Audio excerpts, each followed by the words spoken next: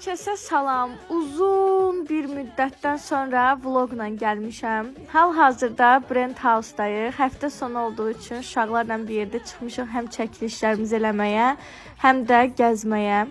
Şəhriyar çəkilişin son kadrını çəkməyimiz üçün geyinir və mən bu sırada onun üçün bir şeylər baxırdım. Çünki bir kombini geyinənə qədər yarım saat keçir. Burada deyinirəm gördüyünüz kimi və Allaha min şükür axır ki gəldi. Arsız hələ bir əl eləyir. Yenə getdi kadrı çəkəndən sonra və yenə biz yarım saatlı Şəhriyarı gözləyirik. Bunu da dedim geyin, xoşum gəldi, bəlkə alaq, amma köynəyə ayrı mız qoşdu, şalvarın oturuşuna ayrı mız qoşdu. Almadan çəkilişi sonlandırıb çıxdıq, gəldik təkər dəyişməyə.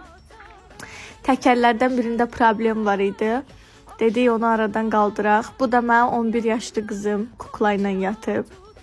Balaca oyaq 11 yaşlı kukla ilə yatıb. Hal-hazırda yanında da bu söz dediyim üçün mənə cırmaq işarəsi göstərir.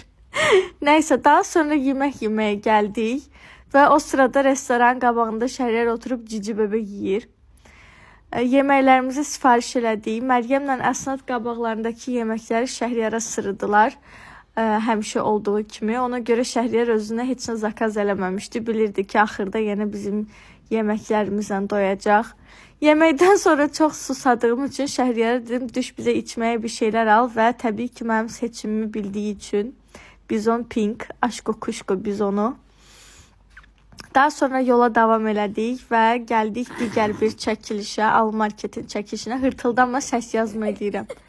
Nəysə, Almarketdən də özümüz üçün Novruz bəzəkləri və s. alıb gəldik evə süfrə bəzəməyə. Yumurtaları da gördüyünüz kimi qoymuşuq qaynamağa. Bu dəfə başqa bir metodla rəngləyəcəyik üstlərini.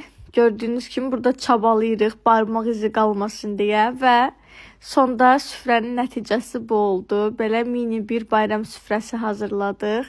Təbii ki, biz onlar da yenə öz ampulasında.